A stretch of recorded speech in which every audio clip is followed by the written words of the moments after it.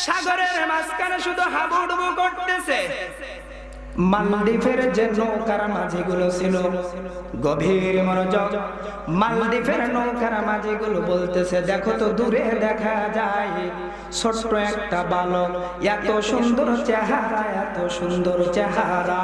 ওই যুবকটা পানির মধ্যে হাবুডুবু করতেছে, মনে হয় একেবারে তলিয়ে যাবে। ওই মালদ্বীপের নৌকার মাঝিরা নৌকা চালাইতে চালাইতে যুবকের কিনারায় পর্যন্ত চলে যায়। যেই মাত্র যুবকের কিনারায় চলে যায়, ওই যুবককে এবার নৌকার মধ্যে ওঠায়, গামছা দিয়ে তাকে সুন্দরভাবে গাগুলো মুছায়া দেয়। ওই যুবকের গাগুলো মোছানোর পরে যুবকের চেহারার দিকে তাকায়া দেখে একেবারে পূর্ণিমার চাঁদের মতন চেহারা। পূর্ণিমার চাঁদের মতন চেহারা, একেবারে ঝলমলো ঝলমলো চকচক করতেছে। সুবহানাল্লাহ বলে। মুসলমান ভাইরা আমার, গভীর মনোযোগ, মালদ্বীপের নৌকার মাঝিরা বলতেছেন, রে ভাই, পেয়েছি পেয়েছি সেই জামানার মধ্যে গোলাম বিক্রি হতো। ওই যুবকের এত সুন্দর চেহারা দেখে নৌকার মাঝিরা বলতেছে, এই যুবককে বাজারের মধ্যে নিতে হবে, বাজারের মধ্যে নিয়ে গো, ওই যুবককে বিক্রি করতে পারলে অনেক টাকা পাইব। ওই যুবককে বাজারের মধ্যে নিয়ে যায়, একের পর এক সিরিয়ালের লোক পড়ে যায়, কিন্তু তাদের সাথে দরদামি পোষায় না, দরদামি পোষায় না। এমন তো অবস্থার মধ্যে একটা মহিলা ওখানে চলে আসো। মহিলা এসে বলতেছে, এরে বাবা, তুমি কি এই যুবকটাকে বিক্রি করবা? বলে হ্যাঁ, এই যুবকটাকে বিক্রি হবে। কয় কত টাকা? কয় এত টাকা আমাকে দিতে হবে।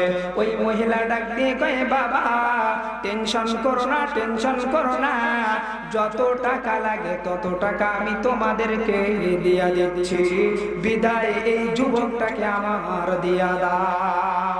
আমার স্বামী অনেক আগে দুনিয়ার থেকে বিদায় নিয়েছে, আমার কোন ছেলে সন্তান নাই, আমার শুধু একটি মাত্র মেয়ে, একটি মাত্র মেয়ে। রে বাবা, যত টাকা লাগে টাকা তোমরা নাও, বিদায় এই ফুটফুটে পূর্ণিমার চাঁদের মতন চেহারা এই ছেলেটাকে আমাকে জলদি করে দাও। ওই মা ওই ছেলেটাকে নিয়ে নিল, ওই ছেলেটাকে নিয়ে নিল। এইবার বাসার মধ্যে যখন চলে যায়, বাসার মধ্যে চলে যাওয়ার পরে ওই মহিলা ছিল হিন্দু। এদিক তাকান, ওই মহিলা ছিল হিন্দু। ওই মহিলা জানতো না কোরআনের হাফেজ, এমনকি মালদ্বীপের নৌকার মাঝিরাও জানতো না কোরআনের হাফেজ। জানার কোনো দরকার ছিল না, জানার কোনো প্রয়োজন ছিল না। ইনি যে কোরআনের হাফেজ, পূর্ণিমার চাঁদের মতন চেহারা, এই চেহারা দেখে তারা বাজারের মধ্যে বিক্রি করলো, অনেক টাকা লাভবান হলো। বেশ কিছুদিন পর্যন্ত চলে যায়, যেই মাত্র কিছুদিন হয়ে যায়, হঠাৎ করে গভীর রজনীতে ওই মা কান্না শুরু করে দেয়। ওই মা যখন কান্না করে গো, একদিন কান্না করে, 2 দিন কান্না করে, 3 দিন কান্না করে, যখন 4 দিন হয়ে যায়, ওই কোরআনের হাফেজ ছোট্ট বালক ডাক দিয়ে কয়, মা ও গো মা, তুমি কেন কান্না করো?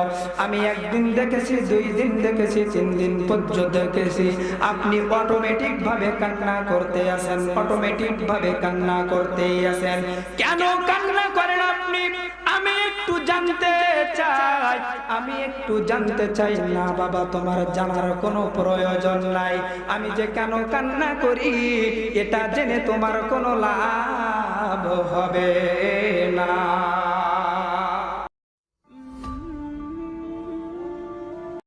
আপনারা সবাই কেমন আছেন? আর একটু জোরে আওয়াজ দিয়ে বলেন, কেমন আছেন? অল্প কিছু পয়েন্ট স্বরূপ কথা বলবো, একটু মনোযোগ দিবেন। আমাদের এখানে আসার তৌফিক কে দিয়েছে? আরো চিল্লায় বলেন, কে দিয়েছে? যাওয়ার তৌফিক কে দিবেন? আল্লাহ। আমাদের মালিক কে? আল্লাহ। সব কিছুর মালিক এক আল্লাহ। আমাদের সৃষ্টি করেছেন কে? আল্লাহ। মুসলমান ভাইরা আমার, আজকের এই মঞ্চটা যদি কোনো যাত্রা পাড়ার মঞ্চ হইতো, যদি কোনো উলঙ্গ ড্যান্সার পার্টি দিয়ে আজকের এই অনুষ্ঠানটা করা হতো, আপনারা বলেন তো এখানে জায়গা ধরতো? আরো ছেলে বলেন জায়গা ধরতো?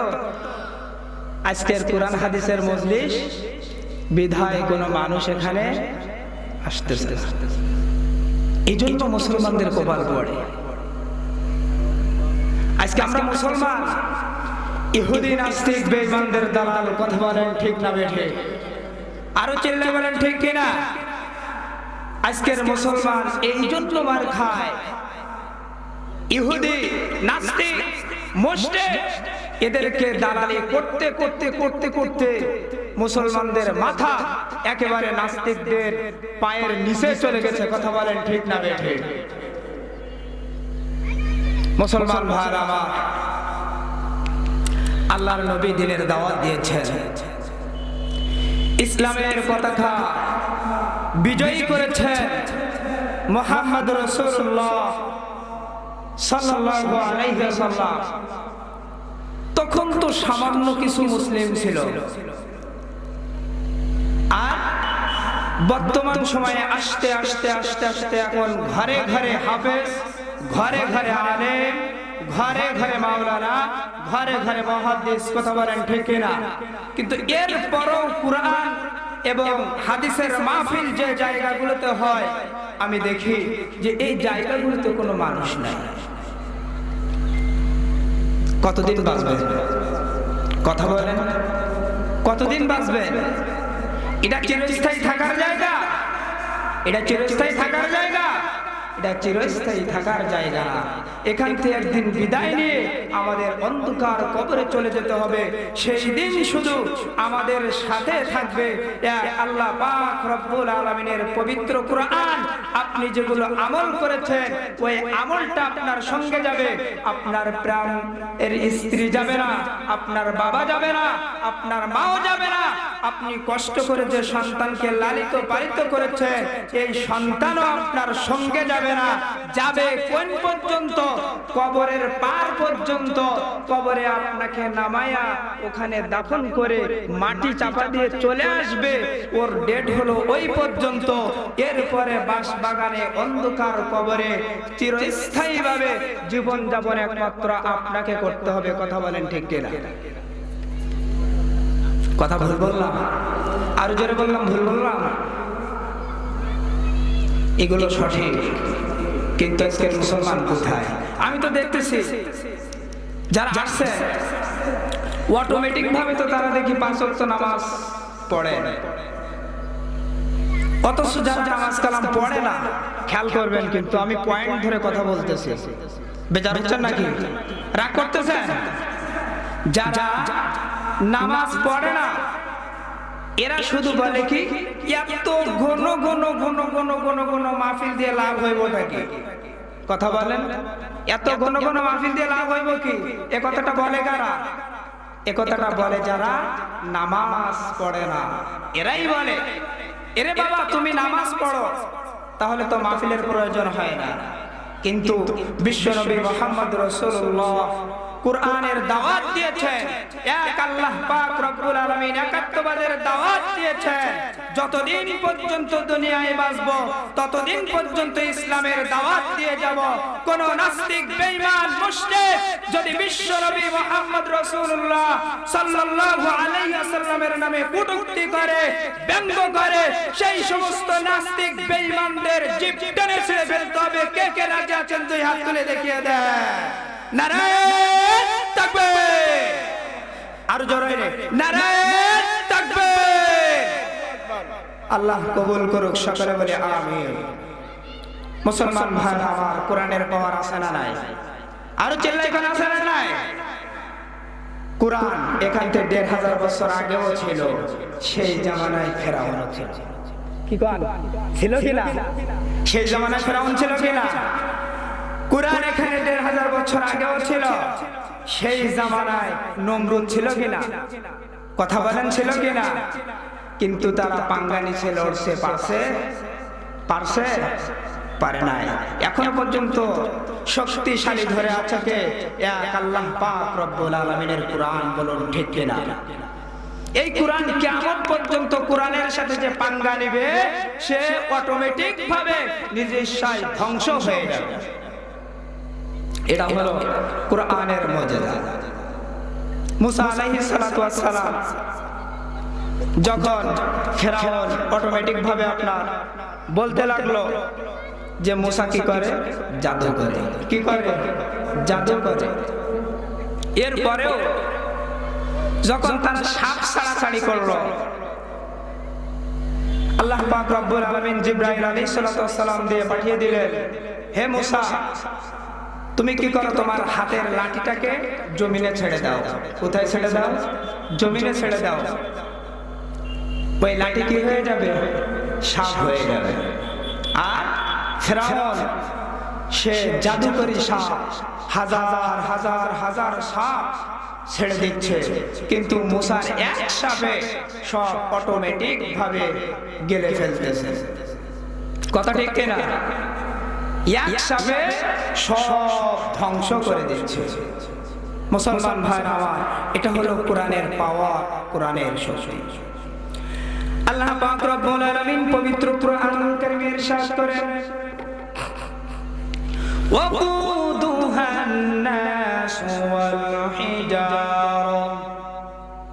হযরত আনাস রাদিয়াল্লাহু তাআলা আনহু বলেন, বিশ্বনবী মুহাম্মদুর রাসূলুল্লাহ সাল্লাল্লাহু আলাইহি ওয়াসাল্লাম ইনি বলেন, পবিত্র কোরআনুল কারীমের সূরা বাকারার ৩য় নম্বর রুকুর মধ্যে আয়াতটা আছে, ওয়াকুদুহান নাস ওয়াল হিজারা। আল্লাহ পাক রব্বুল আলামিন ডাক দিয়ে বলেন, মুসলমান ভাইরা আমার, জাহান্নামের আগুনকে 1000 বছর পর্যন্ত জ্বালানো হবে। 1000 বছর পর্যন্ত জ্বালানো হলে ওই জাহান্নামের আগুনটা হবে লাল বর্ণের। এরপরে ওই জাহান্নামের আগুনকে আরো 1000 বছর পর্যন্ত জ্বালানো হবে। 1000 পর্যন্ত জ্বালানো হলে ওই জাহান্নামের কালারটা হবে সাদা বর্ণের। এরপরে আরো 1000 বছর পর্যন্ত জাহান্নামের আগুনটাকে জ্বালানো হবে। ওই জাহান্নামের আগুনটা হবে কালো বর্ণের। এত কালো হবে, এত কালো হবে, একেবারে কালো অন্ধকারাচ্ছন্ন। এত কালো ও বান্দা, তোমার জন্য জাহান্নামের আগুন নির্বাপিত হওয়ার নয়। এই বর্ণনা যখন করতেছেন, এর মধ্যে হাবশীর একজন লোক, কালো বর্ণের লোক সেই জায়গায় উপস্থিত ছিলেন। উপস্থিত থাকার পরে সশব্দে কালো বর্ণের লোকটা কেঁদে দিলেন। আল্লাহর নবী ডাক দিয়ে বলেন, কে রে আপনি? কে? জাহান্নামের বয়ান শোনা মাত্র আপনি কান্না করেছেন। কেন কান্না করেছেন গো? আপনার কান্নার কারণটা আমি একটু জানতে চাই। ওগো আল্লাহর নবী, আমি এই জন্য কান্না করেছি, জাহান্নামের আগুন যখন এই আলোচনা শুনতেছিলাম, দোজখের বয়ান যখন আমি শুনতেছিলাম, তখন আমার চোখের পানি আর আমি ধরে রাখতে পারি না। জাহান্নামের বয়ান শুনে আমি চোখের পানি ধরে রাখতে পারি না, এজন্য চোখ দিয়ে পানি চলে আসে। এর মুমিন, কোরআনের কি পাওয়ার, কোরআনের কি পাওয়ার! দেখেন কোরআনের কেমন শক্তি। সৌদি আরব থেকে মালদ্বীপ, এই মালদ্বীপের মধ্যে একটা জাহাজ ভরা মানুষ, এই জাহাজের মধ্যে মানুষগুলো ছিল। এই জাহাজের মধ্যে একটা কোরআনের হাফেজ ছিল, ছোট্ট একটা বালক। জোরে কন কে? জোরে কন, আরো জোরে। জোর হলো না। এ ছোট্ট একটা বালক ওই জাহাজের মধ্যে ছিল। যেই মাত্র জাহাজের মধ্যে ছোট্ট একটা বালক ছিল, এমন অবস্থার মধ্যে ওই সাগরে বিশাল একটা ঝড় শুরু হয়ে যায়। যেই মাত্র সাগরে ঝড় শুরু হয়ে যায়, ঝড়ের কারণে জাহাজটা একেবারে লন্ডভন্ড হয়ে যায়। জাহাজটা লন্ডভন্ড হয়ে ওই জাহাজটা একেবারে সাগরের তলদেশে চলে যায়। জাহাজটা একেবারে লন্ডভন্ড হয়ে সাগরের তলদেশে চলে যায়। মুসলমান ভাইরা আমার, গভীর মনোযোগ। জাহাজের মধ্যে যত যাত্রী ছিল সবগুলো একেবারে সাগরের তলদেশে পানিতে হাবুডুবু করতে করতে মারা যায়। কিন্তু আমার আল্লাহ পাক রব্বুল আলামিনের কি কারিশমা! আমার আল্লাহ পাক রব্বুল আলামিনের কি কারিশমা! ওই জাহাজের মধ্যে কোরআনের হাফেজ যে ছোট্ট বালকটা ছিল, ওই বালকটাই শুধু আমার আল্লাহ পাক রব্বুল আলামিন বাঁচায় রাখছে। বলুন সুবহানাল্লাহ। একটা যুবক খালি বেঁচে আছে, কোরআনের হাফেজ। আজকের পশ্চিম বংশীপুর দারুল কুরআন রমজানিয়া হাফেজিয়া মাদ্রাসা হেফজখানা আছে। এরে মা, আমার নবীর মাও একজন মা,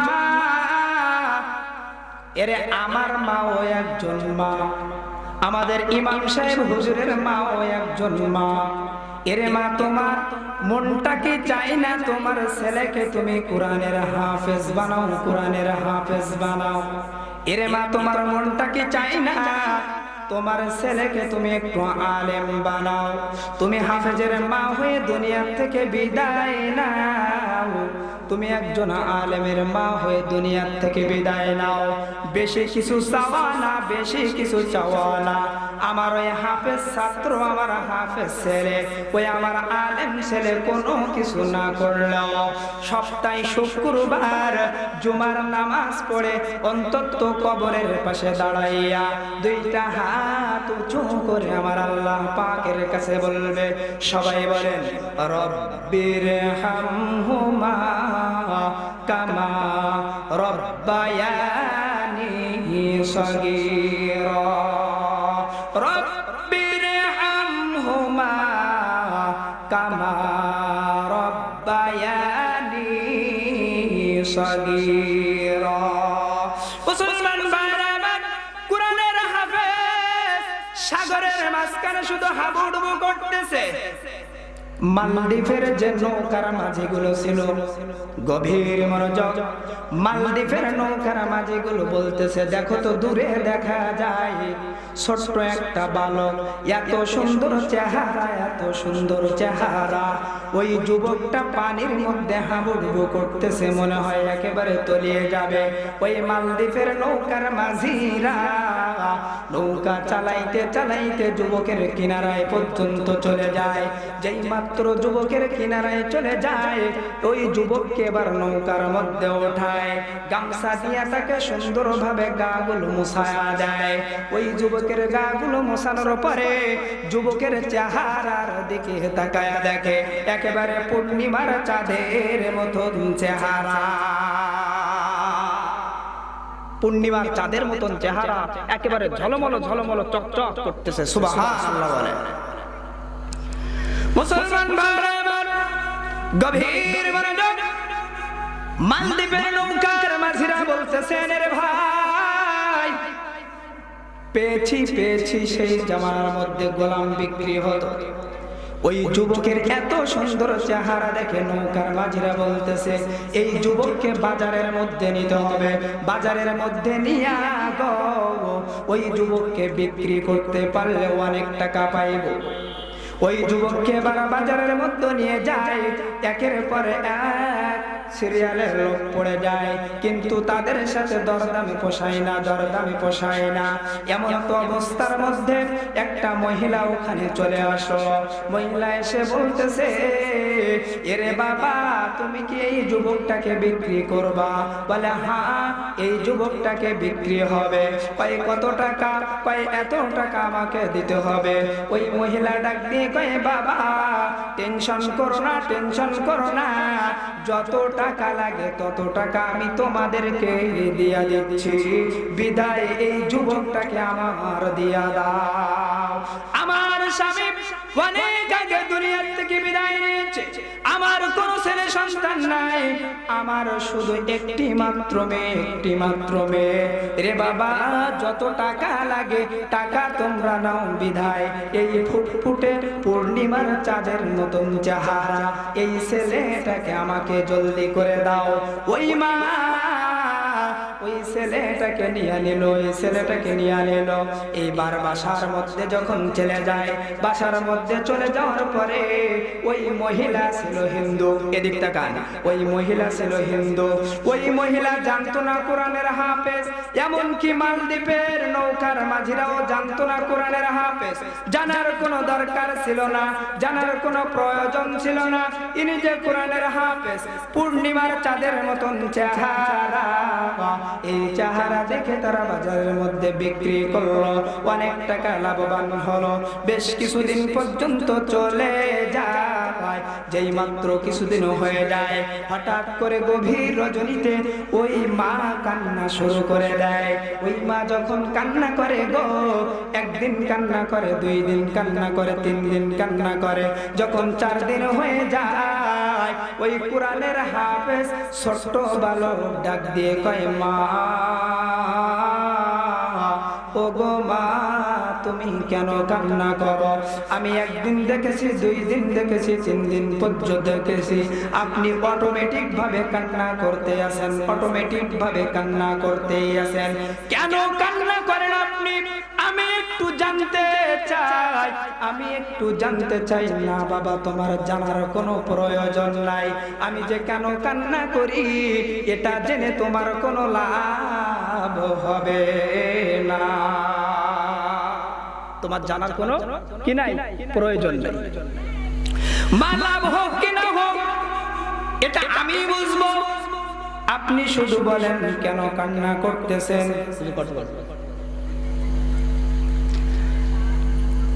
আপনি শুধু বলেন কেন কান্না করতেছেন। এরে বাবা,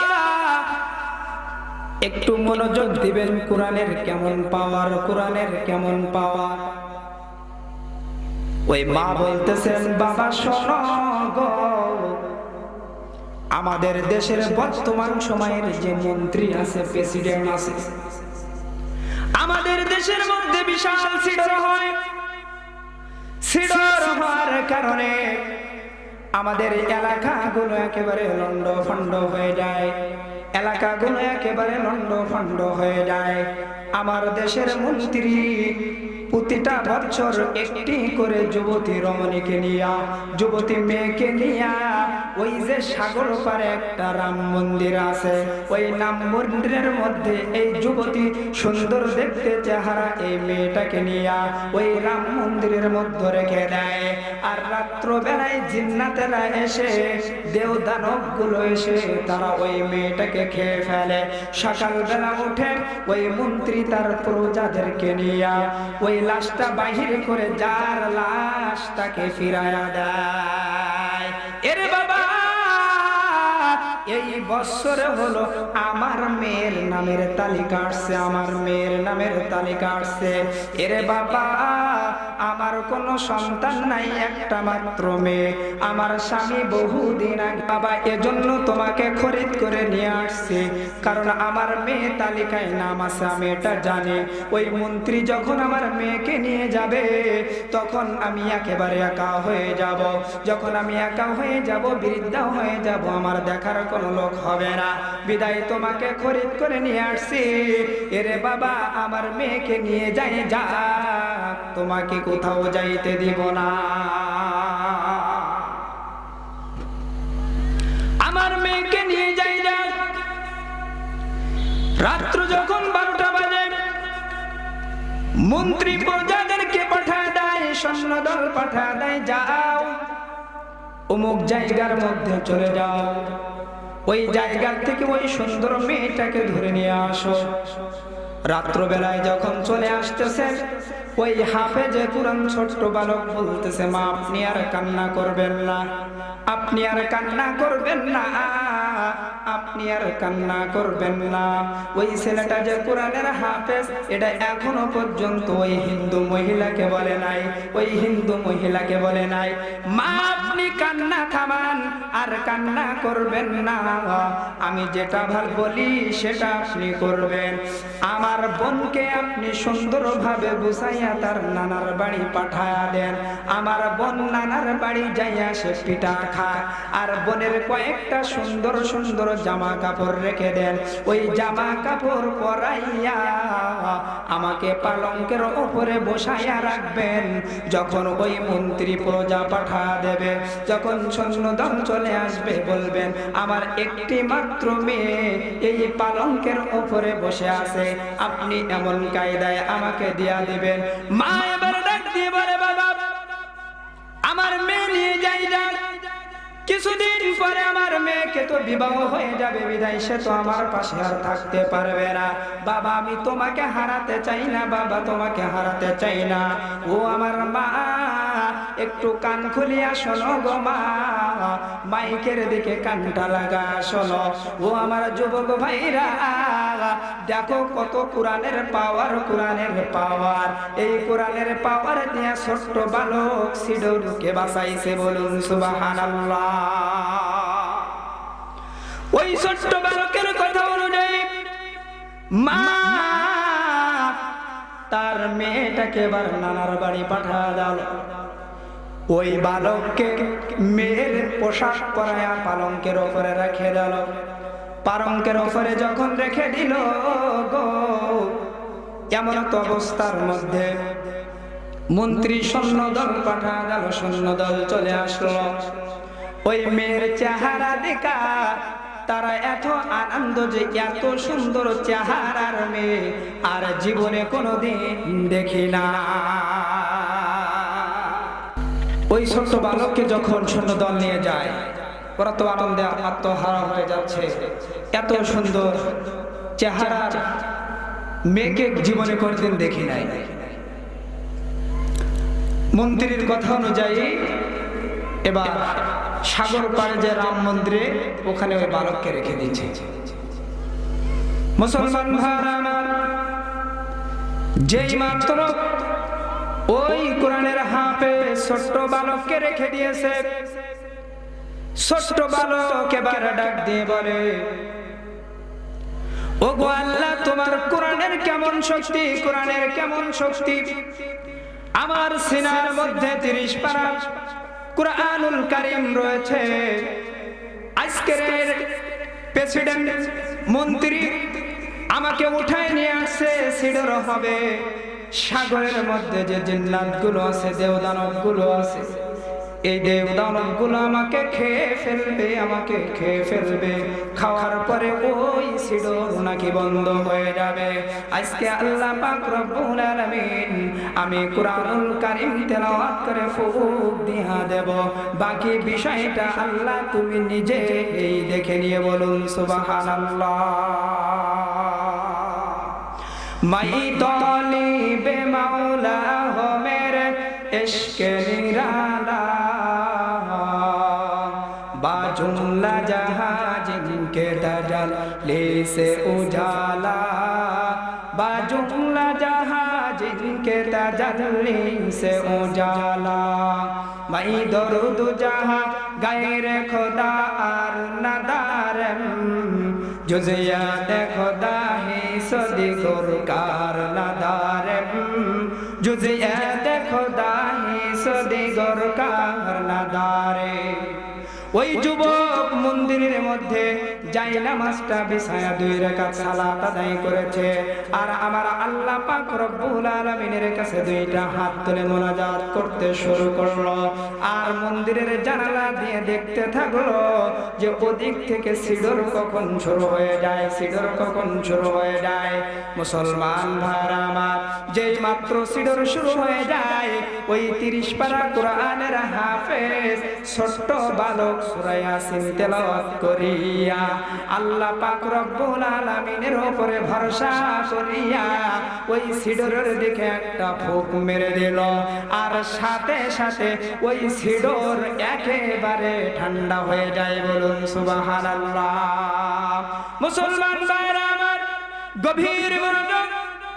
এবার যখন সকাল হয়ে যায়, প্রেসিডেন্ট মন্ত্রী তার সৈন্য দলকে নিয়ে আসে।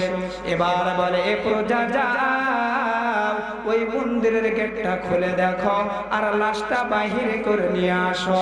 যেই মাত্র মন্দিরের গেটটা খোলা হলো, দেখে এর মধ্যে একটা ছোট্ট বালক, সুন্দর চেহারার যুবক, জুব্বা পরে মাথায় টুপি দিয়া আল্লাহ তাআলার দরবারে নামাজ পড়তেছে। বলুন সুবহানাল্লাহ। মুসলমান ভাইরা আমার, এই পবিত্র কোরআনের পাওয়ার, পবিত্র কোরআনের শক্তি আমরা বুঝি না। মুসলমান, আমরা বুঝি না। কেন বুঝি না? এক আল্লাহ পাক রব্বুল আলামিনকে আমরা পরিপূর্ণভাবে বিশ্বাস করতে পারি না, বিধায় আমরা বুঝি না।